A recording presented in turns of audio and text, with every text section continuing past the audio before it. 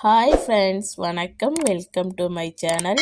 இன்றைக்கி ரொம்ப ஈஸியாக செய்யக்கூடிய ஈவினிங் ஸ்நாக்ஸ் ஒரே மாவை பயன்படுத்தி முட்டை பஜ்ஜியும் அது கூடயே வாழைக்காய் பஜ்ஜியும் எப்படி செய்கிறதுன்னு தான் பார்க்க போகிறோம். வாங்க வீடியோக்குள்ளே போகலாம்.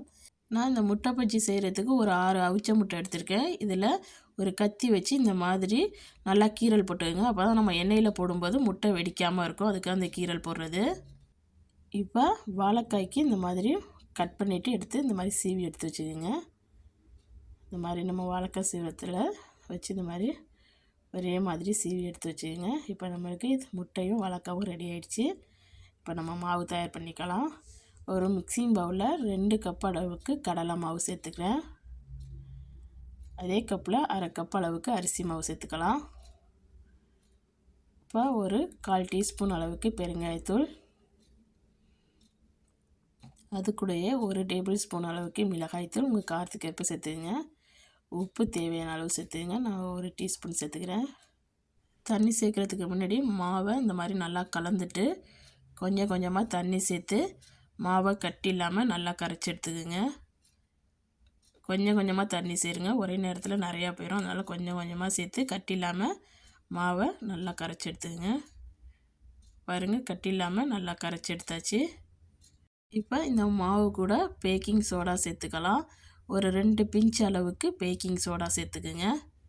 பேக்கிங் சோடா சேர்த்ததுக்கு பிறகு மறுபடியும் மாவை நல்லா கலந்து எடுத்துக்குங்க.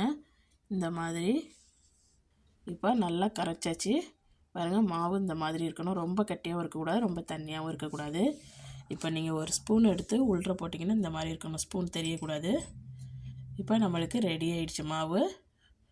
இப்போ முட்டையை இந்த மாதிரி போட்டுட்டு நீங்கள் ஸ்பூன்லேயே எடுத்து வேணாலும் போடலாம், இல்லைன்னா கையில் கூட எடுத்து போடலாம்.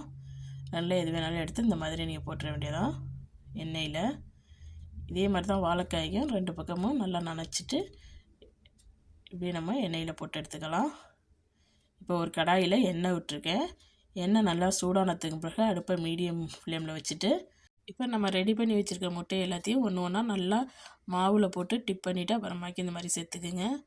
உங்களுக்கு ஸ்பூனில் சேர்க்குறதுக்கு விருப்பம் இல்லாட்டினா கையில் கூட எடுத்து போட்டுக்கலாம், உங்கள் விருப்பம்தான். ஒரு பக்கம் நல்லா வெந்ததுக்கு பிறகு திருப்பி போட்டுக்கோங்க. அடுப்பு மீடியம் ஃப்ளேம்லேயே இருக்கட்டும், அப்போ தான் ஈவனாக வெந்து வரும்.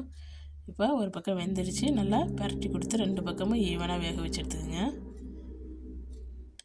நம்ம மாவு ரெடி பண்ணிட்டோம்னா ஒரு 5 நிமிஷத்தில் இந்த முட்டை பஜ்ஜியை நம்ம ரெடி பண்ணி கொடுத்துடலாம். நல்லா 2 பக்கமும் திருப்பி திருப்பி கொடுத்து ஈவனாக வேக வச்சு எடுத்துக்கோங்க. இப்போ பார்த்தீங்கன்னாவே நல்லா வெந்துருச்சு. இப்போ நம்ம இதை வெளியில் எடுத்துடலாம். இந்த அளவுக்கு கலர் சேஞ்ச் ஆனோடனே நம்ம வெளியில் எடுத்துட வேண்டியதான். நல்லா சுட சுடன்னு ஈவினிங் டைம் இந்த மாதிரி போட்டு கொடுத்தா முட்டை பஜ்ஜி குழந்தைங்களாம் விரும்பி சாப்பிடுவாங்க. அவ்வளவுதான், நம்ம சுவையான முட்டை பஜ்ஜி சூப்பராக ரெடி ஆகிடுச்சு. இப்போ நம்ம அதே மாவில் வாழைக்காய் பஜ்ஜி போட்டுக்கலாம். அடுப்பை மீடியம் ஃப்ளேமில் வச்சுட்டு நல்லா டிப் பண்ணிவிட்டு இந்த மாதிரி சேர்த்துக்குங்க. கடாயில் எவ்வளோ சேர்க்க முடியுமோ அந்த அளவுக்கு சேர்த்துக்குங்க. இப்போ ஒரு பக்கம் வெந்துருச்சு. நல்லா இந்த மாதிரி திருப்பி கொடுத்துக்குங்க. பாருங்கள் எப்படி புசு புசுன்னு நல்லா உப்பி வந்திருக்குதுன்னு. இந்த மாதிரி 2 பக்கமும் திருப்பி கொடுத்து ஈவனாக வேக வச்சிட வேண்டியதான். இப்போ நல்லா கலர் சேஞ்ச் ஆகிடுச்சு, வெளியில் எடுத்துடலாம். அவ்வளவுதான், நம்ம சுவையான வாழைக்காய் பஜ்ஜி சூப்பராக ரெடி ஆகிடுச்சு. நல்லா ஈவினிங் டைம் சுட சுட வாழைக்காய் பஜ்ஜியும் முட்டை பஜ்ஜியும் சூப்பராக ரெடி ஆகிடுச்சு. இந்த வீடியோ உங்களுக்கு பிடிச்சிருந்துச்சுன்னா இந்த வீடியோக்கு ஒரு லைக் கொடுங்க. மறக்காமல் என் சேனலை சப்ஸ்கிரைப் பண்ணி வச்சுக்கோங்க. இந்த வீடியோ பார்த்த அனைவருக்கும் நன்றி.